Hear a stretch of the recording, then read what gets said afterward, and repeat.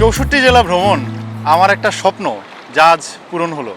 বলতে পারেন এটা আমার একটা প্রচেষ্টা। আজকে আমরা 64তম জেলায় মানে কক্সবাজারে আছি। আজকে সারাদিন কক্সবাজারটা এক্সপ্লোর করব, আর এখান থেকে আপনাদের সাথে বিদায় নিব, আর শেষ হবে আমাদের 64 জেলা ভ্রমণ। আর এই মেরিন ড্রাইভে ড্রাইভ করার স্বপ্ন ছিল অনেক অনেক দিনের।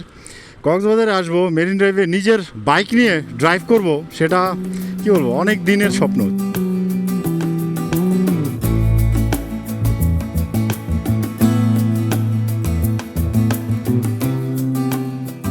তো মেরিন ড্রাইভ থেকে এই ড্রাইভ করার সময় এই পাশে যেমন সুন্দর একটা সমুদ্র সৈকত দেখবেন, তার পাশে এই যেরকম বড় বড় পাহাড়গুলো দেখতে পারবেন।